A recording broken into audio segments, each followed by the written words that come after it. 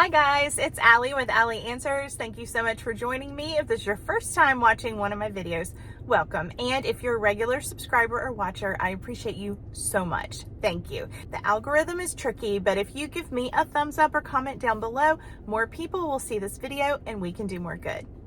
Let's get into it. Most of us have family, and most of us consider it a blessing most of the time. However, when we are caregiving for one of our relatives, it can be very tricky. As we're caregiving for loved ones, often family dynamics can change right there when you don't really expect it. Maybe you always had a good relationship with your sister or your cousin, and all of a sudden, a different part of their personality starts coming out. There can be all kinds of reasons for this. Deep-seated frustration with the past, certain situations that hurt their feelings. It could be that they are jealous of you because you're the primary caregiver and they imagine that it's different than it actually is. Let's be honest, it could be about money. In order for you to have the very best experience and come out of the caregiving process with your relationships intact, there are some things that you might want to keep in mind. The big one is communication, and when you're going to communicate and how often you're going to communicate. If you are the primary caregiver and you have siblings or other folks that you are trying to keep abreast of what's going on, I think it's important for you to ask them what their expectations for communication are. That way, if it is not something that's going to work for you, you can address it then, not in the middle of an emotionally charged situation. Because I've helped lots of families over the years, I've seen different things become very emotionally charged and change the nature of a relationship that used to be good. I don't want that. In my family, my sister and I have communicated about certain things and what our expectations are. To give you an idea of this, I'm going to take you back to when I was 16 years old. It's a long time ago. I was about to go sit for my SATs. It was an early Saturday morning, and my family decided that it was the right time to sit me down and let me know that my grandfather had been declared brain dead and that they were going to be taking him off the machines that morning. That is something that I have had a hard time with my entire life. I had to spend the whole rest of the day sitting for my exams, trying to focus on the exam, and I couldn't do it. I kept thinking about my grandfather.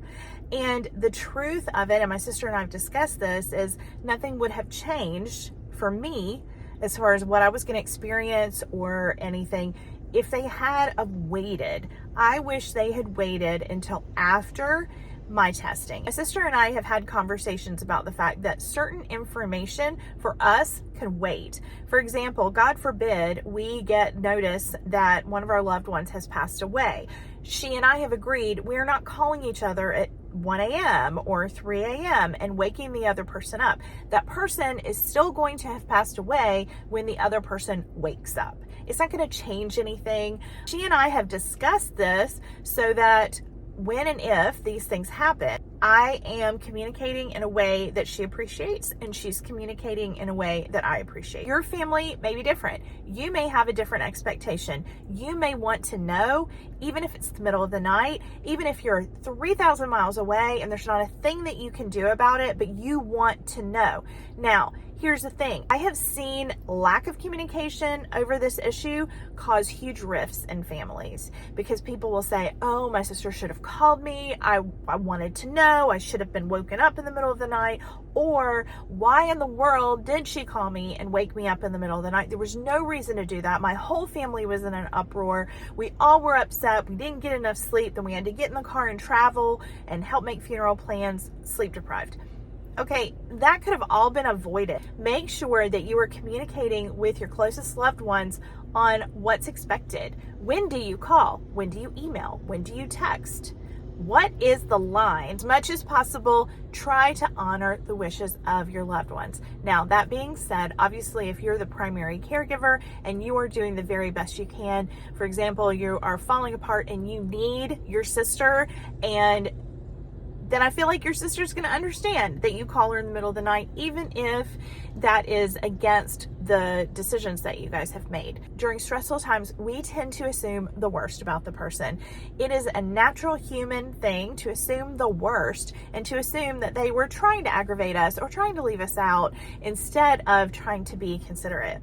If you're the primary caregiver and you are the person who is taking your loved one to the doctor and holding their hand, helping them go to the bathroom, I want to say thank you. And if you're the primary caregiver, but you're at a distance and you have other people who are helping you with that, I say thank you as well. I hope that you have a fantastic day, that this video was helpful, and I'll talk to you soon.